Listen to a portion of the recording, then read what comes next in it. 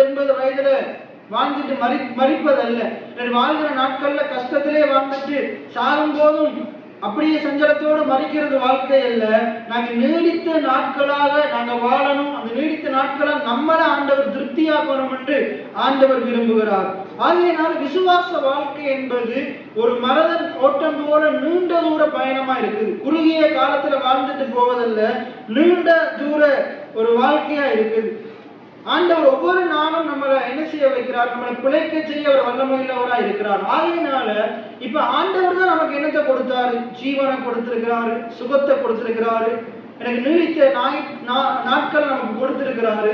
இதை நாங்க வாழணும் என்று விரும்புகிறாரு. ஆனா நம்ம என்ன செய்யறோம்? சின்ன பிரச்சனை, சின்ன கஷ்டங்கள், சின்ன வேதனைகள், ஒரு சில நேரத்துல நம்ம செய்கிற பாவங்கள், தவறுகள் என்ன, அதன் நிமித்தமாக நாங்க அநேகர் என்ன செய்யறாங்கடா, தங்களுடைய உயிரை தாங்களே மாய்த்துக் கொள்றாங்க, தற்கொலை செய்யறாங்க.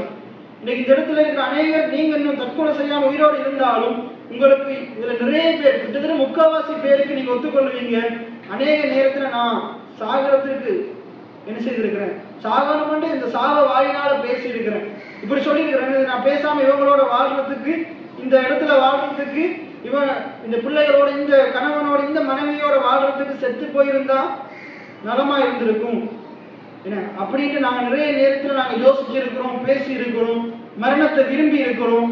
ஆண்டுடைய வார்த்தை சொல்லுது, மரணத்தை உன்னுடைய வாயில பேசாது, மரணமும் ஜீவனும் உன்ற வாயில இருக்குது, நீ எதுல பிரியப்படுகிறாயோ அதன் கனியை புசிப்பாய். ஆண்டவர் மரணத்துல பிரியப்படுன்னு எப்பயுமே சொல்லல. உபாகமம் 30 சொல்றாரு, நீ ஜீவனை விரும்பு. பைபிள்ல சொல்லுது, 2-3 இடங்கள்ல சொல்லுது, ஜீவனை விரும்பி நல்ல நாட்களை காண வேண்டும் என்று விரும்புகிறவன் பொல்லாப்புக்கு தன் நாவை.